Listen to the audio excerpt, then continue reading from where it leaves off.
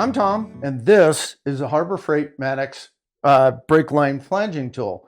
We're going to do a double flange today. One of the nice things about this tool is that you can actually take it out in the field with you. I am going to use a vise just because I have it right here and it's easy, but you don't have to. So you could use this out in the field. Now we're going to do three things today, and let me grab the camera and just kind of show you what we're going to do here. So this is obviously the flanging tool here, and you put this clamp inside of here, and then you have to line the tool up. Well, you have to line the brake line up. So the brake line goes, let's see if we can get this. The brake line will go in here like this. There you go. It sets in there.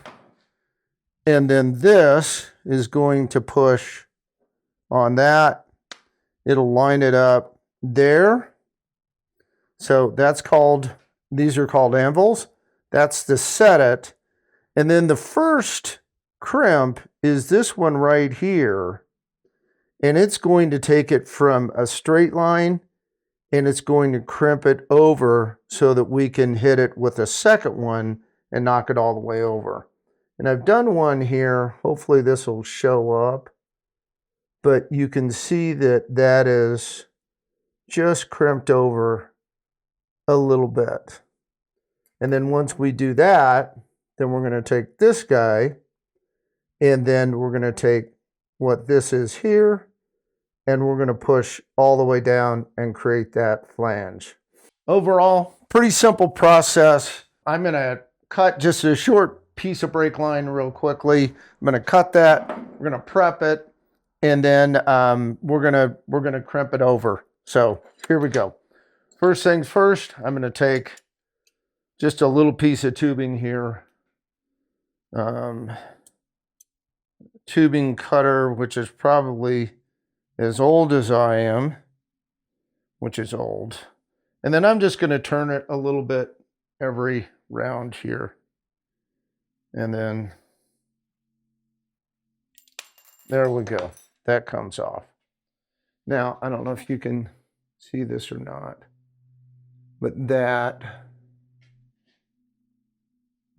is kind of pushed in the middle there. So a couple of things I can do. One, I'm just going to take this right here and I'm just going to ream it out a little bit. And that actually does a pretty good job. So that does a pretty good job. But I want this to be a little bit better. So I'm actually going to take this anvil and I'm going to push that up so it's just barely above there. And then, yeah, hold on. And then I'm going to put it in the vise. Now, you don't necessarily have to use a vise.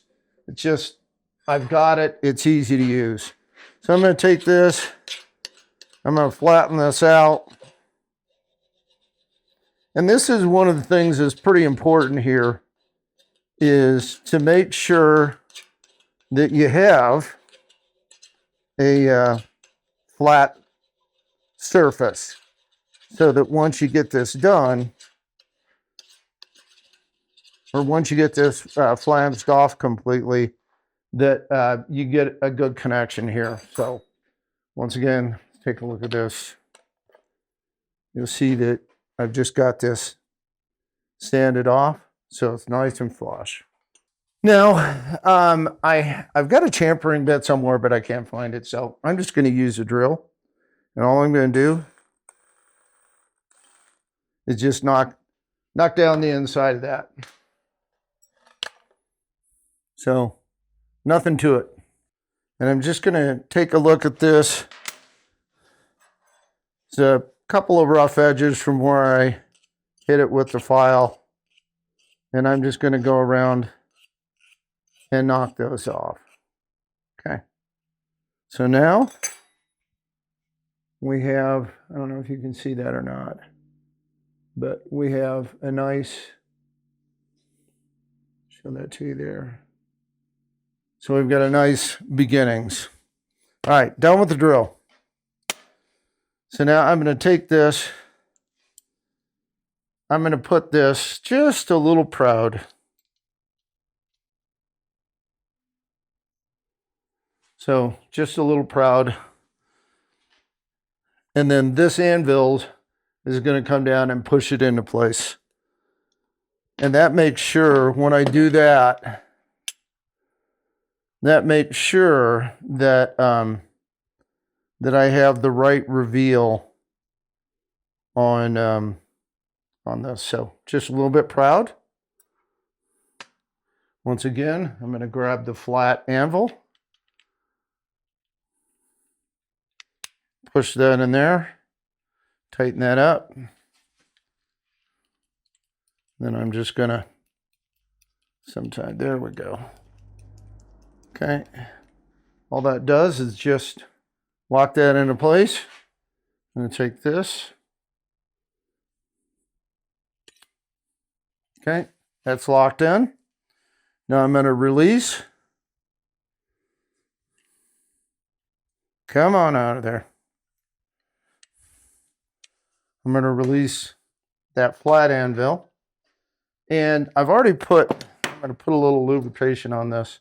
You want to lubricate these. You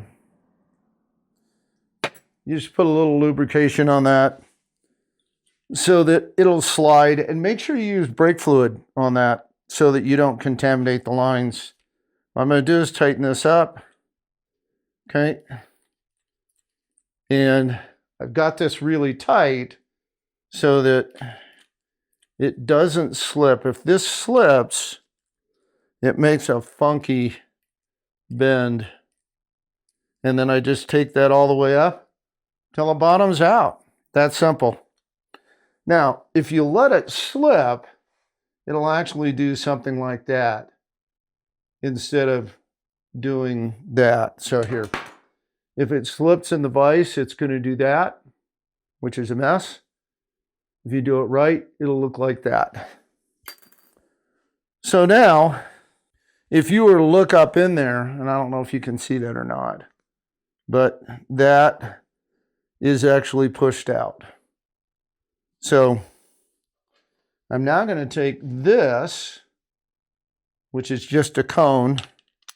I'm going to put it in there. Put a little lubricant on it. I'm going to run this up. Nice and tight. And let that come back down. We'll take that anvil out.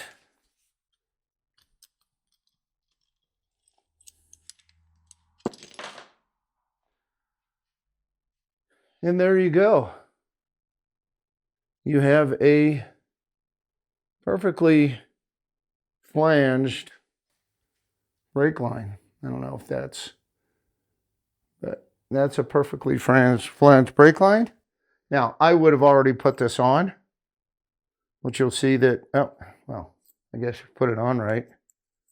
So that goes on there, and then that just pulls up. So you have a perfectly flanged brake line. So we go from just a raw end, like this, clean it up,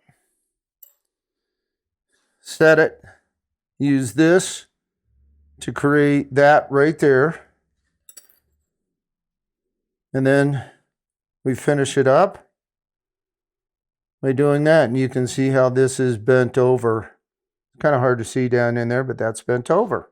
Okay, well that's making a brake line. Pretty simple. So the Maddox pneumatic brake line crimper works great. You can do all the different types of brake line crimping. Works fantastic. By the way, this is the companion video on how to make the brake lines for when I was rebuilding the brakes on the forklift. So either up here someplace I'll have the link to that video, and also you can click on that and I'll have the link down below. Once again, great tool. Hopefully this helps you out. Have a great day, and remember, don't be afraid to go out, get your hands dirty, try something new, and we'll see you on the next video. Bye now.